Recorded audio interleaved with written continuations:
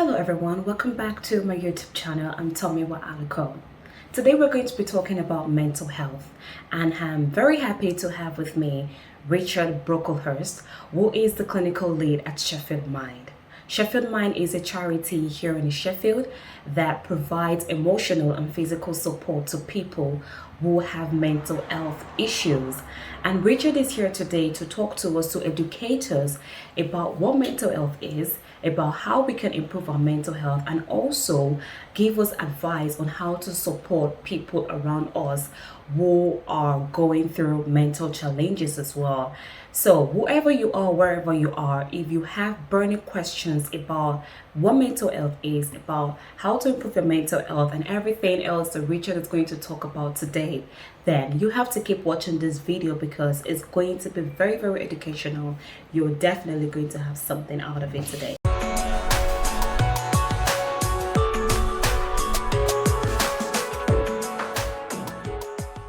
Richard, thank you so much for joining me today. It's great to have you. No problem. Thank you very much. Before we dive right in, I always like my guests to introduce themselves properly. So please, if you can just do us the honor by briefly telling us about what you do as a clinical lead at Sheffield Mind and a bit about your organization as well. Primarily, my role is to kind of support the workers who provide therapy and support sessions to clients around mental health. So I help them sort of like process things that they've heard, dealing with sort of like trauma, those kind of things.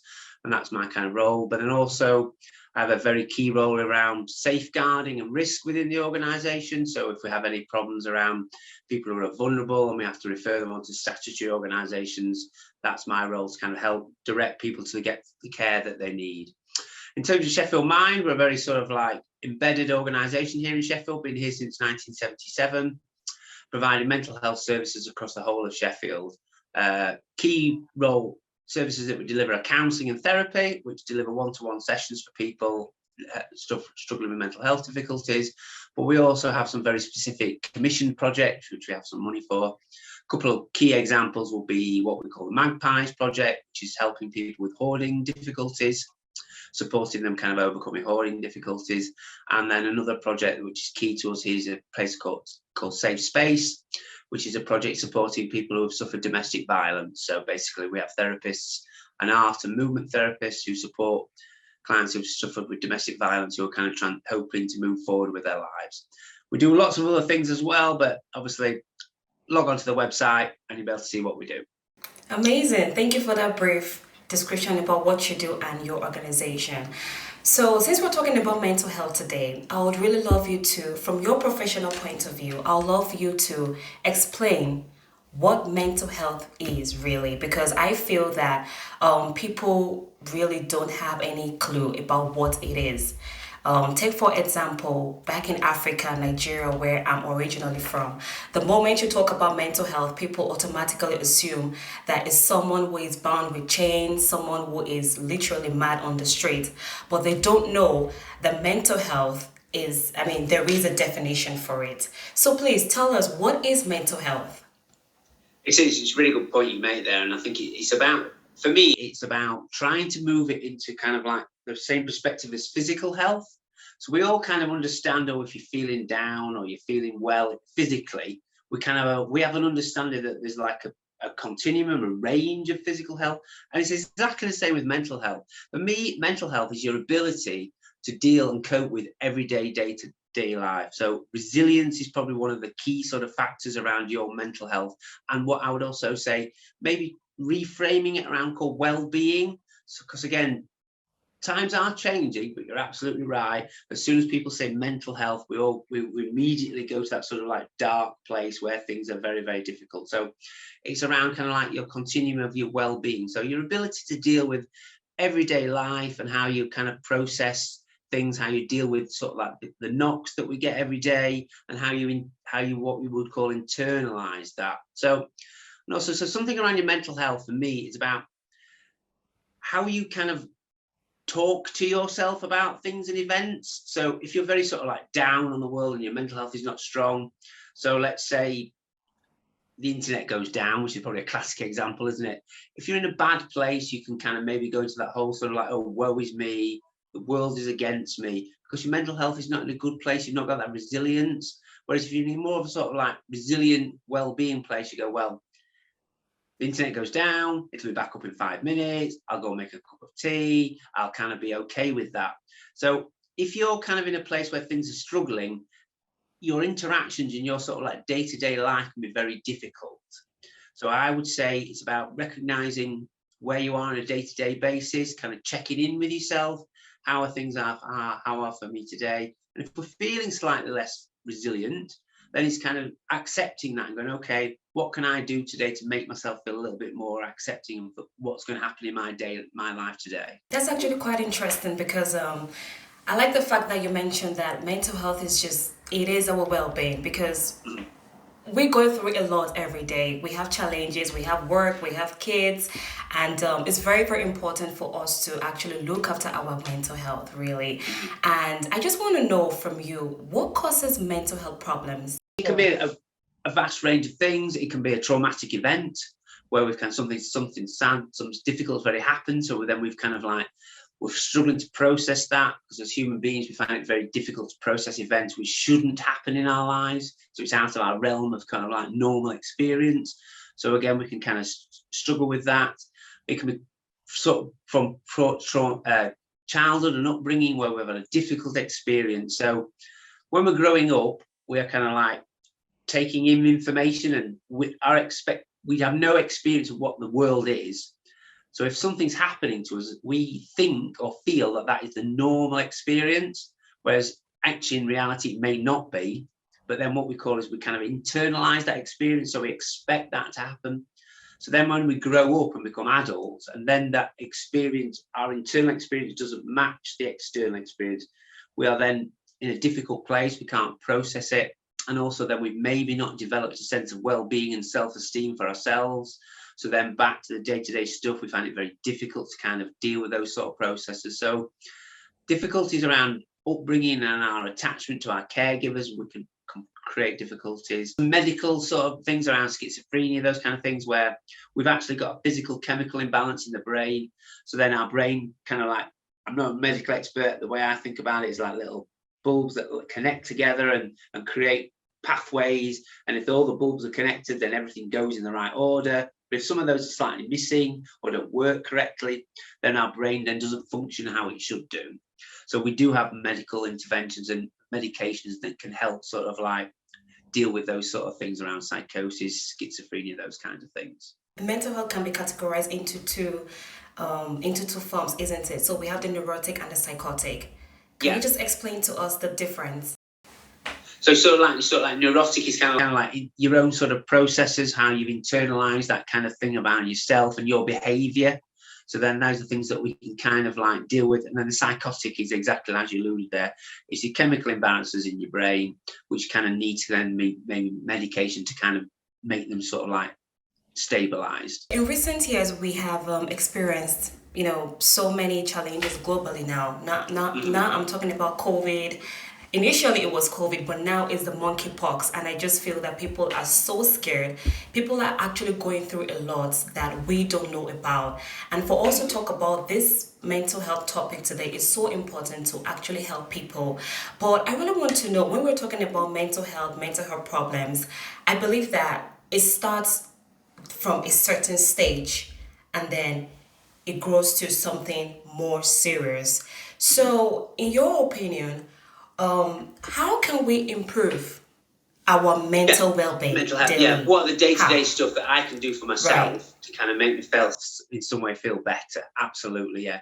And I think it's really important to recognize kind of like to understand how you're feeling is you need to try to understand yourself and what makes you feel safe and secure. And I've kind of bought a bit of a prop. So that, to give you an example. So I'm a certain age, but I love a nice cup of tea. And for me, that grounds me in what I enjoy in the here and now and the moment. So if I'm very busy at work, we've got lots of stressful things going on, everything's kind of all over the place, and there's a danger of me becoming sort of like overwhelmed, and that internal voice saying to me, I can't cope, I can't manage, I'll go, right, time for a cup of tea, Richard.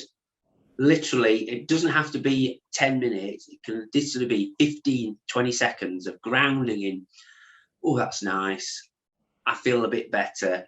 I just top up, if you think about a bit of a tank, I top up my tank a little bit with a bit of reserves. I go, okay, feel a bit better. So what I would say to people out there is find that one thing, and it doesn't matter what it is. It doesn't have, like I say, it doesn't have to be some earth-shattering thing that makes you feel grounded in who you are as a person. So lots of people like drawing or art or writing a journal. Another thing I personally feel is really valuable is literally getting outside. If I'm sat in a room now and you perhaps are, it's a psychological thing. Because there's a ceiling above me, in theory, that's pressing down on me. Now, you don't think that, but it is happening. Right. So if you're feeling overwhelmed, things getting difficult, just get outside, because then suddenly your space is opened up. So the pressure is not the same. You've got space to kind of just be in your own in an environment. And then that then brings you on to something that I think is really important about trying to connect to something greater than yourself. So nature is a phenomenal help in this. Everything's too much. Everything's closing in. So go outside, look at a tree, look at the sky, the clouds are moving by or the sun's coming out. And then suddenly there's a sense of connection to something greater than you. And you feel internalized, you can feel as though you're not alone and it's not all on you. So again, I would really, suggest that people try and get outside, connect with nature, and find that one simple thing that grounds them as a person, that makes them think, oh, do you know what? I've always got this. Because again, people, like, especially with change and things become really, whoa, I don't understand the world anymore. If you find that one thing, I've always got that to fall back on, then you can feel grounded and feel more sort of like secure in your own well-being. For a minute, Richard, let's talk about your job, your role as a clinical lead at Sheffield Mind. What is your experience with working with people who have mental health conditions? I kind of like support people on a counselling sort of level, so they come in for sessions, and kind of my experience is kind of quite vast, ranging from every sort of, sadly, a lot of presenting anxiety, depression, and kind of thing. I think the most important thing for me is kind of like in supporting people is kind of, I say this a lot to the students, is like we discussed earlier, is building people's awareness of how they can help themselves and empower and be more with themselves. So my role is supporting people with mental health difficulties that sadly they've had traumatic events or they've had difficult upbringings. It's kind of like, how can we work with them to find that sense of self within them to go, actually, yeah, okay, things are bad, but if I do this, like you alluded, if I go to the gym, that will help me. If I sit outside, that will help me. But then also kind of go alongside with that around what's happened to them in the past, and actually, no, that wasn't right, and no, that wasn't fair. And to give that non-judgmental space, and that understanding for somebody to be heard by another human being, and just to be valued. I think, again, there's something in me about sort of like people feeling valued and heard. So again, that counselling space is people feeling valued and heard, and then going away, I matter. So if I matter to somebody else, then I can start mattering to myself. And then it's a process then of building that sort of resilience. It's not easy for lots of people. Sadly, people have very traumatic lives. But for me, it's about kind of starting the process. And it is a journey for all of us, our well-being, and there will be ups and downs. But if we have a tool of ourselves, because for me, it's about giving that person that empowerment. So once they go away from therapy, they have an awareness of who they are, so then they can feel more resilient about themselves. Let's move towards people actually getting support and help, especially people who have chronic mental health problems. As you know, there are so many parts of the world that people, thousands and hundreds and millions of people, don't have access to good health care. Take, for instance, Africa. Most countries don't even know what mental health is, talk more of how to even provide the support to their citizens. So, in your opinion, how do you think people in those parts of the world now, how do you think they can actually get help to support themselves? I think it's like you say, it's back to kind of like empowering yourself and finding those ways within your sort of like family circle or your circle of friends, and kind of having that, moving the conversation away from that sort of stigma around mental health and well-being, to say, no, I'm not going crazy. I don't feel myself today. I don't feel resilient. And showing again, I think in any sort of world and any sort of society, it's about breaking down the barriers around vulnerability. People sometimes find it very difficult to show vulnerability, but then it's amazing. I'm sure you found yourself when you open up and say, oh, this is struggling, and somebody goes, oh, me too. That's exactly how I feel, but I didn't want to say because I just thought it was just me. So kind of like creating that community around things, and it's going to take change. It's going to take a long time. Think about, you know, our society here, you know, 20, 30 years ago, we didn't talk about mental health. We just had asylum. There were a lot of people were locked away, that kind of thing. So it's a process, but I think each individual has to take sort of responsibility of showing a bit of some vulnerability and openness and honesty.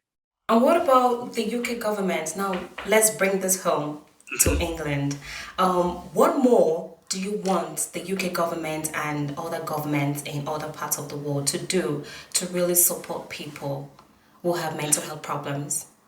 I think for me personally, it's about kind of trying to build it more as sort of like a empowerment, early intervention stage. We tend to get we're very reactive.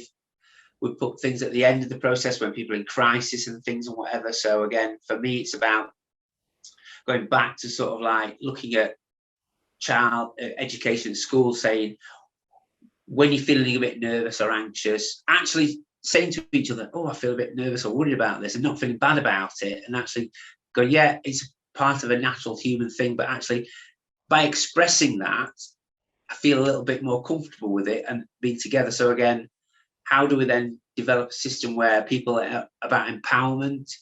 So we talked about, you know, going outside and recognizing those small things that we can all do to kind of help ourselves. So again, I think it's about, if you think about physical activity, we all kind of, not saying we all do it, but we all recognize if we're more active, if we eat well, our physical health will be better.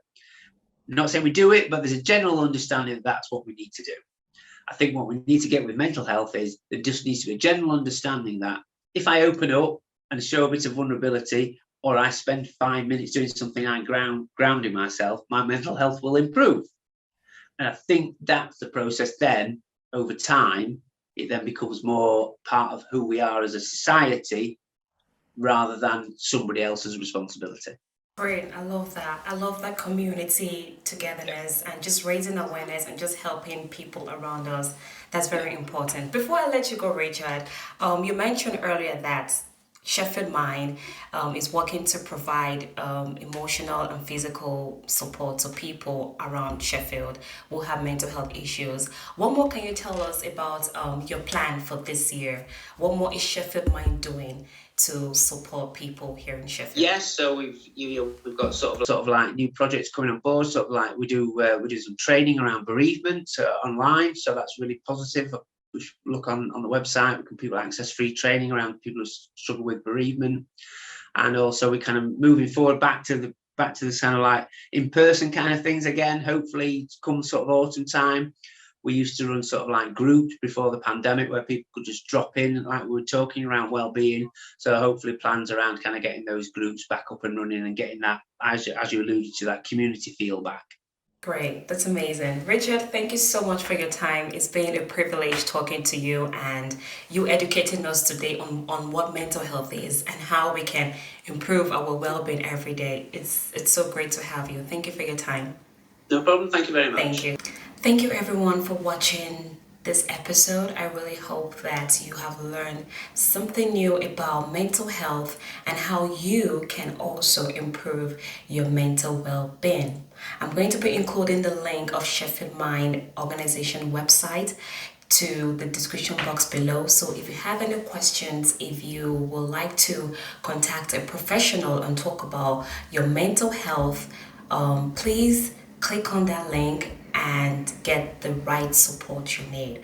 Thank you so much everyone for taking the time to watch this episode. I will see you in my next video.